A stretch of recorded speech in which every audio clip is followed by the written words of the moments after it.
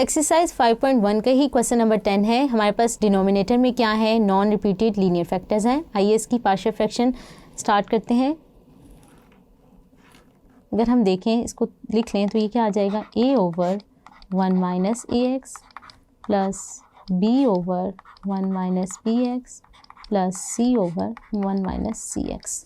अब हमने क्या करना है, अब हम एलसीएम ले लेते हैं तो हमारे पास a के साथ जो टर्म्स आ जाएंगी वो क्या आ जाएंगी, 1 माइनस बी एक्स, इसको लिख लेते हैं, ये क्या आ जाएगी 1 minus C X plus B over 1 minus A X. इसी तरह सी के साथ जो टर्म्स आएंगी उसको लिख लेते हैं। डिनोमिनेटर में हमारे पास क्या हो जाएगा, कैंसिल आउट हो जाएगा। अब इसको हम इक्वेशन 1 का नाम दे देते हैं। अब हम क्या करते हैं, हमने ए बी सी की वैल्यूज़ निकालनी है। उसके लिए हम क्या करते हैं, सबसे पहले क्या करते हैं, put 1 minus A X equal to 0। तो यहाँ से क्या आ जाएगा, ए एक्स इक्वल टू 1 और एक्स क्या आ जाएगा 1 ओवर ए।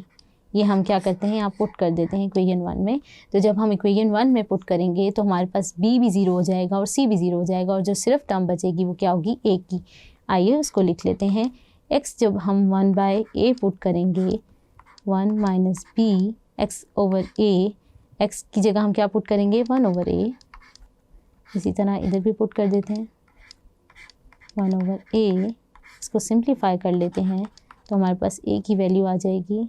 अभी हम a के लिए सॉल्व कर लेते हैं इसे, तो ये क्या आ जाएगा, 1 minus B over a, 1 minus C over a।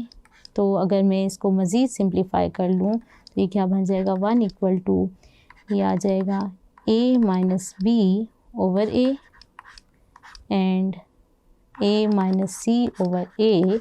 और यहाँ से आ जाएगा a क्या आ जाएगा 1 ओवर, अभी a पहले हम इसको मज़ीद सिंप्लीफाई कर लेते हैं तो ये क्या आ जाएगा, a minus B a minus C over a square. तो a के लिए ये क्या हो जाएगा, उधर जाके क्या हो जाएगा, उल्ट हो जाएगा। तो a की वैल्यू क्या आ जाएगी हमारे पास, a square over a minus B a minus C. ये मैंने a की वैल्यू फाइंड कर ली। इसी तरह हम क्या करेंगे, putting 1 minus B X equal to 0। यहाँ से क्या आ जाएगा, x equal to 1 by B. और हाँ, यहाँ पे हम क्या करेंगे, इक्वेशन 2 में पुट कर देंगे तो हमारे पास क्या आ जाएगी, b की वैल्यू आ जाएगी।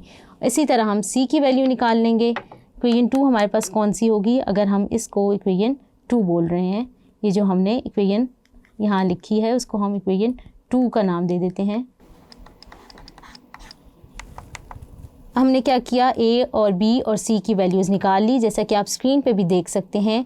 फिर हमने क्या किया, हमने इसे दोबारा जो हमने पार्शियल फ्रैक्शन में तोड़ा था उसमें a b c की वैल्यू को डाल दिया। तो हमारे पास रिक्वायर्ड रिजल्ट क्या आ गया, putting values of a b c in equation 1 we get. आप जैसा कि स्क्रीन पे देख सकते हैं हमारे पास क्या हो गया, इक्वेशन रिजॉल्व हो गया इनटू इट्स पार्शियल फ्रैक्शन।